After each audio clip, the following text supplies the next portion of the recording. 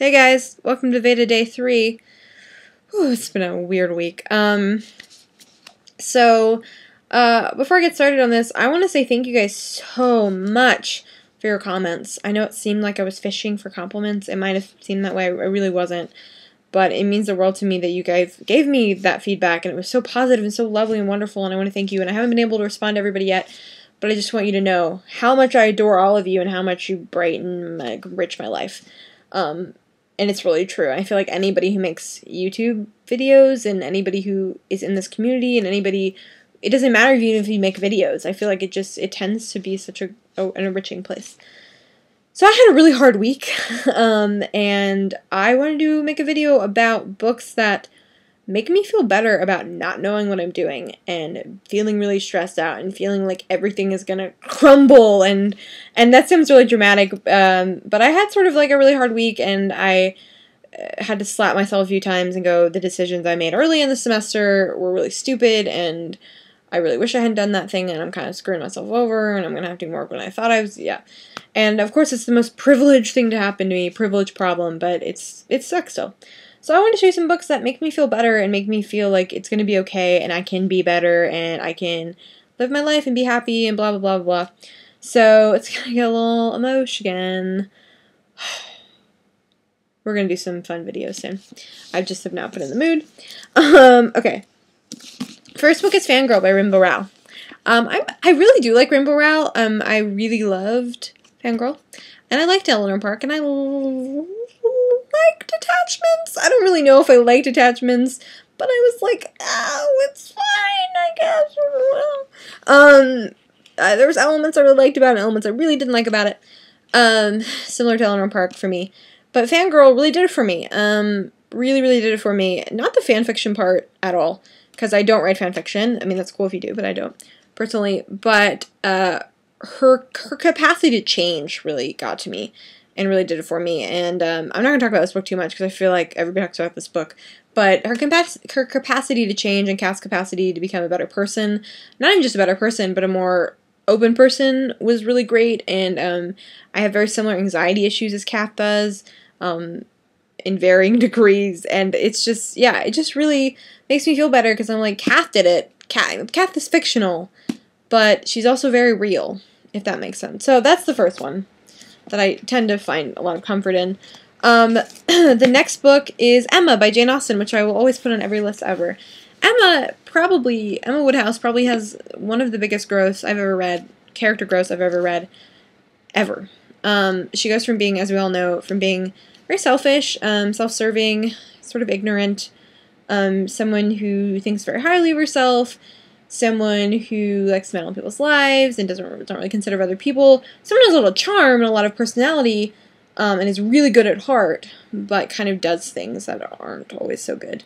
But through this book, and through the help of her family and other people in her life, and her own understanding of herself, she becomes a better person. She becomes a person who is considerate, a person who is able to see a little more clearly, and although she's not done from growing, there's something really beautiful about that, and it's really connected with me forever. And since I saw my first adaptation with Kate Beckinsale when I was like 10, but yeah, Emma Woodhouse just makes me feel like I can be better, and that's like such a nice thing. I don't know, such a nice thing. Okay, the next is sort of the trio. I don't have one of the books, but we all know what it is. Yes, Please by Amy Poehler, Is Everyone Hanging Out With Me, and Other Concerns by Mindy Kaling, and Bossy Pants by Tina Fey. I group these together because I feel like you have to. Not that, like, I'm saying, like, oh, all comedy women go together. I just feel like they do similar things for me. All three are about women who are funny and smart and wonderful, and who were not super successful super young, and who worked really hard, and who had a slow, gradual success, and had terrible jobs, and, you know, didn't have a lot of money at times, but really found success and found the things they love. And although I don't want to go into comedy and I don't want to be an actress or whatever, I find a lot of hope in their strength and their perseverance and their ability to keep doing what they love and keep pursuing it. And there's something really great about that. For me specifically, all three do different things for me. Bossy Pants, I love when she talks about being a woman. This was especially, I love her chapters about being a woman. I love when she talks about being a woman in the workplace and being a woman who has power. I really love that. I think it's really great. In Mindy's book, everything in this book really, really, really connected with me. Her way of speaking is, like, just delightful, and I just find that, especially her chapters about high school, and she talks about, you know, being sort of a weirdo kid in high school, and I don't know if I'm making a lot of sense, but that's how I feel about that. And then Amy Poehler's Yes Please is just, like, pure, just her chapter about apologizing is one of the most beautiful things I've ever read. Okay, and then a couple more. Confessions of a Shopaholic by Sophie Kinsella. I know you're thinking this is a trashy book. It isn't a trashy book.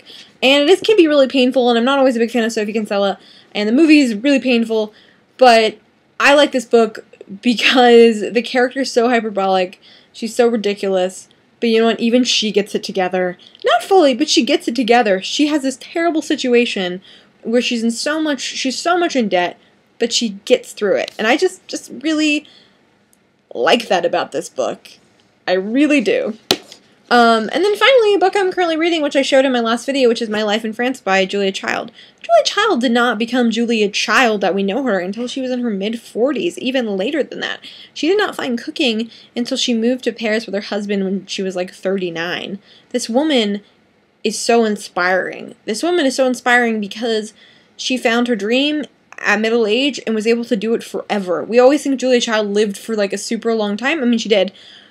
But it's mind-blowing and so beautiful, and her perseverance and her love for cooking and her ability to stay positive is just is so inspiring, and I would recommend this book to anyone, ever. Anybody, girl, boy, doesn't matter, I would read this book.